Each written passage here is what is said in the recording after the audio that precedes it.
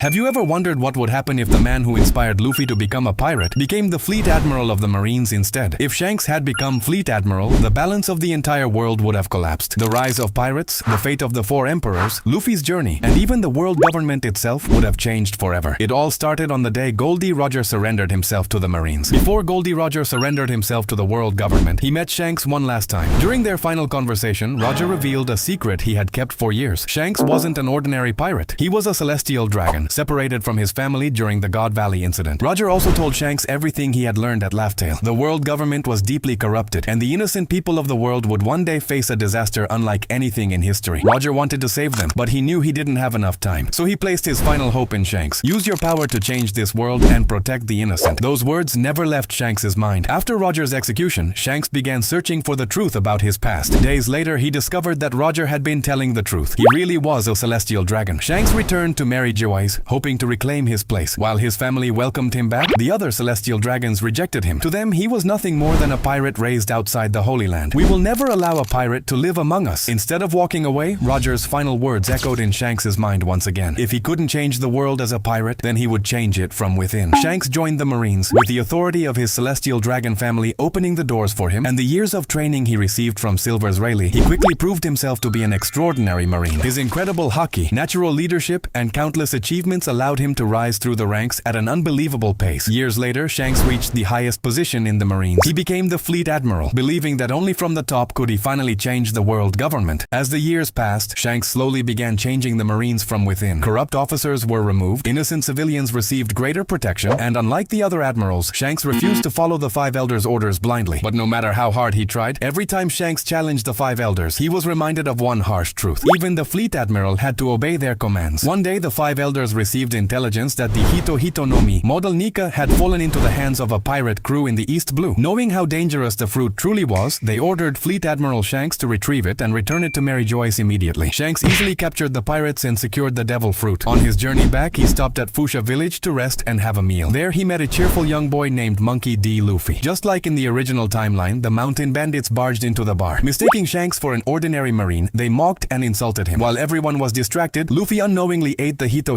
no Mi. Moments later, Luffy stood up to the mountain bandits for insulting Shanks. Without moving an inch, Shanks released a burst of overwhelming conqueror's haki, knocking every bandit unconscious in an instant. Watching Shanks defeat them so effortlessly, Luffy was filled with admiration. From that moment on, he no longer dreamed of becoming a pirate. He wanted to become a marine. Knowing the importance of the Nika fruit, Shanks decided to raise Luffy himself. He asked Garp to entrust the boy to him, believing he could guide Luffy down the right path. Since Shanks was now the Fleet Admiral instead of a pirate, and because Garp had always wanted Luffy to become a marine, Garp agreed, and so Shanks took Luffy with him, unknowingly setting the world on a completely different path. Not long after taking Luffy under his wing, Shanks received another order from the Five Elders. The scholars of Ohara had discovered the truth about the Void Century. The Five Elders gave only one command: destroy Ohara and leave no survivors. Unlike the original timeline, Shanks refused to carry out the order blindly. Instead of launching a buster call immediately, he sailed to Ohara and met the scholars himself. After listening to Professor Clover, Shanks realized they weren't criminals. They were simply searching for the truth. Determined to save the innocent, Shanks confronted the Five Elders and pleaded with them to spare the island, but the answer remained the same. Ohara must be erased. Knowing he could no longer change their decision through words alone, Shanks made his move. Before the buster call began, he secretly evacuated every civilian from Ohara without the Five Elders' knowledge. When the Vice Admirals finally arrived, Shanks stopped them from entering the island. Instead, he personally ordered them to begin the buster call immediately and reduce Ohara to ashes. To the entire world, it appeared that Fleet Admiral Shanks had faithfully carried out the Five Elders' command, but in reality, he had already saved thousands of innocent lives. From that day on, the Five Elders quietly began to question whether Shanks was truly loyal to the world government. After the Ohara incident, Shanks personally took charge of Luffy's training. Over the years, he taught him all three forms of haki and helped him understand the true potential of the Hito no Mi model Nika. Years passed, and at the age of 17, Luffy had grown into one of the Marines' most promising young soldiers. Believing it was time for Luffy to gain real experience, Shanks began assigning him small missions across the East Blue. During these missions, Luffy crossed paths with Roronoa Zoro, Nami, Usopp, and Sanji. After helping each of them, Luffy inspired them to join the Marines, and together they formed a powerful young Marine squad, completing mission after mission. Not long later, King Cobra requested the world government's help to deal with the crisis in Alabasta. Shanks immediately assigned Luffy's squad to investigate. As they uncovered the truth, they discovered that the kingdom's suffering was being caused by one of the 7 warlords of the sea, Sir Crocodile. Unlike the original timeline, Luffy had already mastered armament haki. This time, Crocodile's Logia powers offered him no protection. Luffy struck his real body and defeated the warlord with ease, bringing peace back to Alabasta. Meanwhile, Nico Robin's fate had changed completely. Since the people of Ohara had escaped, Robin never became a pirate. Instead, her desire to uncover the true history of the world led her to join the Revolutionary Army, where Dragon welcomed her, knowing her knowledge would one day expose the world government's greatest secrets. After learning that Fleet Admiral Shanks had secretly saved the people of Ohara, Dragon realized Shanks wasn't like the rest of the world government. Hoping to understand his true intentions, Dragon secretly invited him to meet at the Sabaody archipelago. Curious to learn why a former Marine had founded the Revolutionary Army, Shanks accepted the invitation. When Shanks arrived at Sabaody, he was also reunited with his former mentor,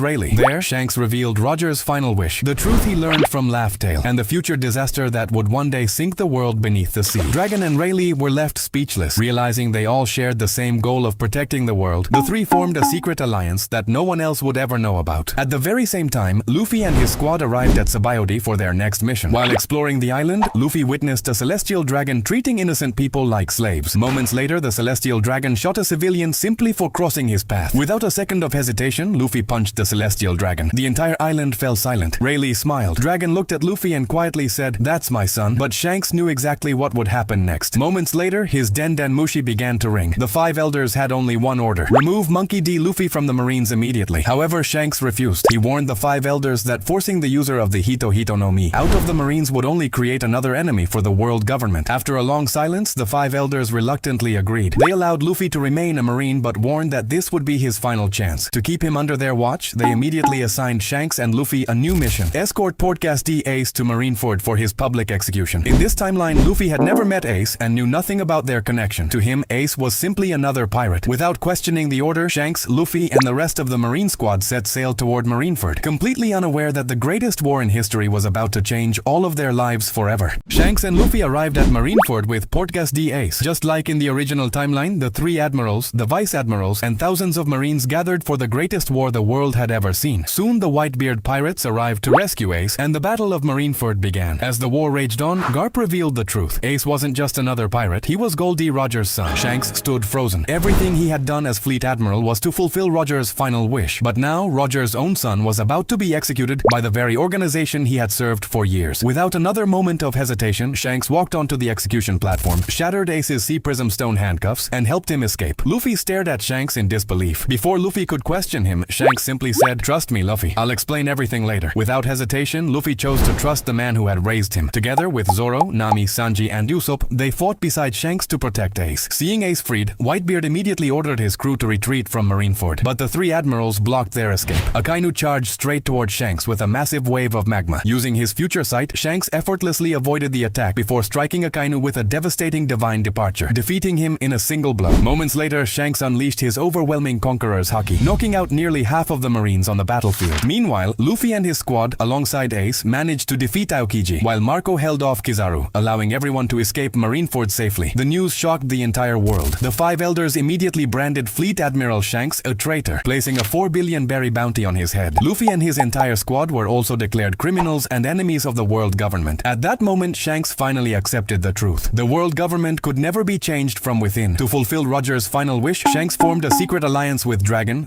Rayleigh, Whitebeard, Ace, Luffy, and his crew. Together, they prepared for the final war against Imu and the world government. I hope that one day they will defeat the world government, save the world from the coming disaster, and fulfill Roger's final wish. And that is the story of what if Shanks became Fleet Admiral.